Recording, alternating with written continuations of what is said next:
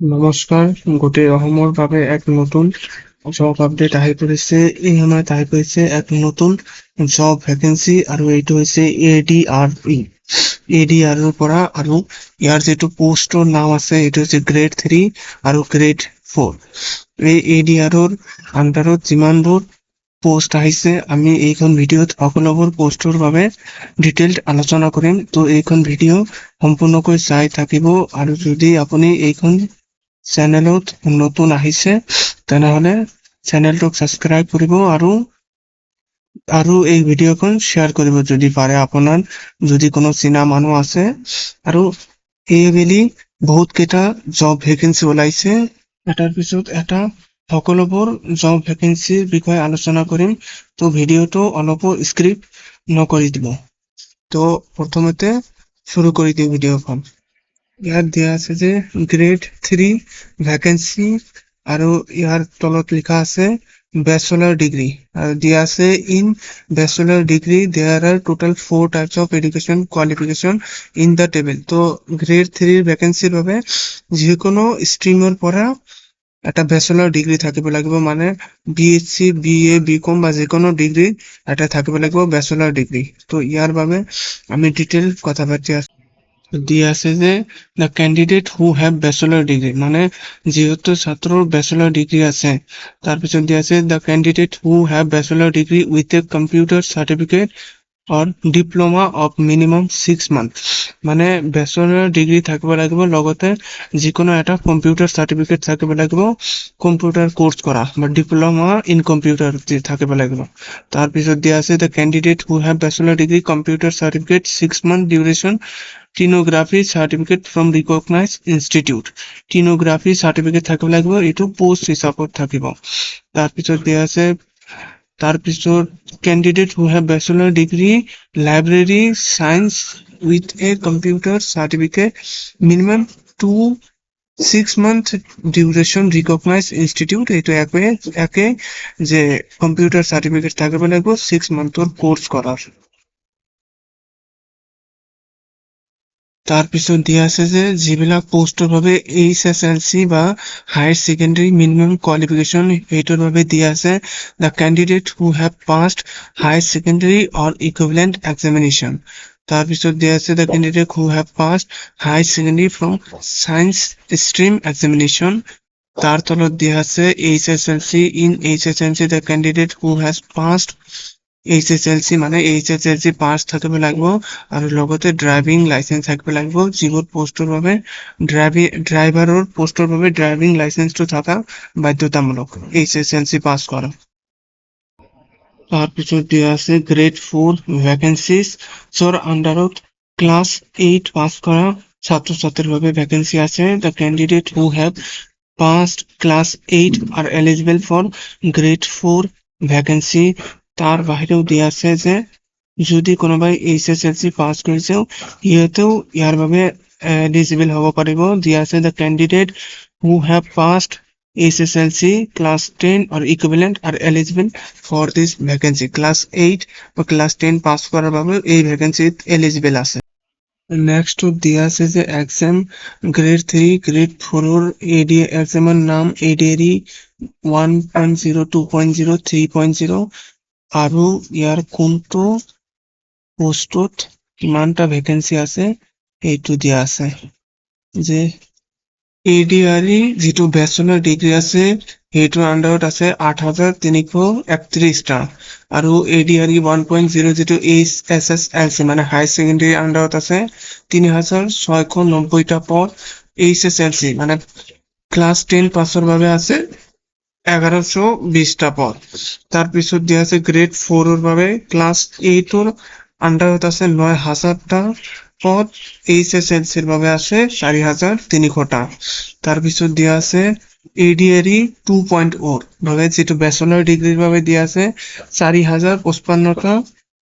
তাৰপিছত হায়াৰ সেকেন্ডাৰীৰ বাবে দিয়া আছে 3,127টা। তাৰপিছত HSLCৰ বাবে দিয়া আছে 418টা, আৰু গ্ৰেড 4ৰ আণ্ডাৰত আছে ক্লাছ 8 পাছৰ বাবে আছে 2,102টা। HSLC 10 পাছৰ বাবে আছে 1,088টা।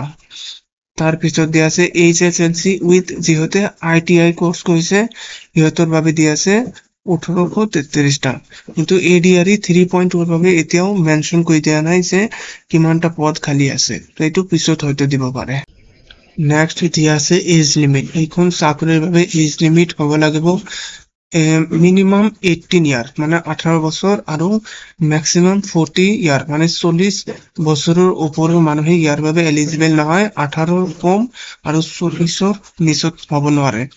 এজ ৰিলেক্সেশন দিয়া আছে শিডিউলড কাষ্টৰ বাবে এসসিৰ বাবে দিয়া আছে এজ রিল্যাক্সেশন 5 বছর, এসটির কারণে দিয়া আছে 5 বছর, ওবিসি অথবা এমওবিসির কারণে দিয়া আছে এজ রিল্যাক্সেশন 3 বছর, এক্স সার্ভিসম্যানের ভাবে 2 বছর আর পিডব্লিউডি ভাবে দিয়া আছে 10 বছর। এইকেইটা দিয়া আছে এজ লিমিট আৰু এজ ৰিল্যাক্সেশন, আপুনি নিজৰ মতো চাই ল'ব। তাৰপিছত দিয়া আছে এক্সামিনেশন ফি। ADRE 1.0 পোস্ট টাইপ গ্ৰেড 3 বাবে UR আৰু OBCৰ কাৰণে এক্সামিনেশন ফি 350, SC ST ৰ বাবে 250। তাৰপিছত গ্ৰেড 4 ৰ বাবে জেনাৰেল OBC MBCৰ কাৰণে 200, SC ST ৰ বাবে 150। গ্ৰেড 3 ADRE 2.0 গ্ৰেড 3 ৰ বাবে এইটো 0, গ্ৰেড 4 ৰ বাবে 0 আৰু তাৰপিছত ADRE 3.0 ৰ বাবে এতিয়ালৈকে দিয়া হোৱা নাই, দিয়া আছে টু বি নটিফাইড। যেতিয়া নটিফিকেশন আহিব তেতিয়া আমি আপোনাক জনাই দিম ADRE 3.0 ৰ বাবে কিমান টকা লাগিব ফিজ। তাৰ বাবে চেনেলটো সাবস্ক্ৰাইব কৰি ৰাখিব। তাৰপিছত দিয়া আছে paper 1, paper 2, paper 3, paper 4, paper 5 যিটো মানে ডিটেইলছ দিয়া আছে যে paper be this exam will conduct for the candidate who submit application for HSLC vacancy under grade 4 আৰু এইটো ভালদৰে চাই দিব লাগিব কাৰণ পেপাৰ 1 যেটো হ'ব এইটো হ'ব গ্ৰেড 4 ৰ আন্ডাৰত আৰু এইটো কন্ডাক্ট হ'ব only for HSLC examination pass কৰাৰ বাবে। তাৰপিছত দিয়া আছে paper 4 this exam will conduct who submit class 8 ৰ আন্ডাৰত যেটো দিব ক্লাস 8 ৰ আন্ডাৰত যেহেতু এপ্লাই কৰিব গ্ৰেড 4 ত সিহঁতে হ'ব পেপাৰ 2। তাৰপিছত দিয়া আছে পেপাৰ 3 হ'ব যেহেতু হাই সেকেন্ডাৰি পাস কৰিছে গ্ৰেড 3 আন্ডাৰত সিহঁতৰ বাবে হ'ব পেপাৰ 3। তাৰপিছত দিয়া আছে যে paper 4 this exam will conduct for the candidate who has a bachelor degree যেহেতু ব্যাচেলর ডিগ্রি আন্ডাৰত কৰিব গ্ৰেড 3 ৰ আন্ডাৰত ইহঁতৰ বাবে হ'ব পেপাৰ 4 আৰু পেপাৰ 5 হ'ব the exam conduct submit HSLC ৰ আন্ডাৰত। তো এইবিলাক ভালদৰে চাই দিব লাগিব কাৰণ এডুকেশনাল কোয়ালিফিকেশন হিসাবতে পেপাৰ 1, 2, 3, 4 অথবা 5 ৰ এক্সামটো দিব লাগিব। এইটো প্ৰথমতে দিয়া আছে পেপার 1 যেটো HSLC বাবে এইটো হৈছে exam name ADRE HSLC class 10 examination আৰু এই পৰীক্ষাৰ ডিউৰেশনটো হ'ব 2 hours 30 minutes মানে 2 ঘন্টা 30 মিনিট আৰু কোশ্চেন টাইপ হ'ব MCQ মাল্টিপল চয়েস কোশ্চেন আৰু ইয়াত টোটাল কোশ্চেন থাকিব 135 আৰু টোটাল মাৰ্ক থাকিব 135 মানে এটা কোশ্চেনত 1 মাৰ্ক কৰি আৰু negative marking there shall be negative marking 0.25 মানে এটা কোশ্চেন ইনকারেক্ট হলে তার 0.25 মার্ক ডিডাকশন করে দেওয়া হবে। নেগেটিভ মার্কত আছে এখন পরীক্ষাত। তাৰপিছত সাবজেক্ট দিয়া আছে English, social studies, mathematics, general knowledge, mental ability and logical reasoning. তো এইটো হৈছে পেপার 1 ৰ ডিটেইলছ।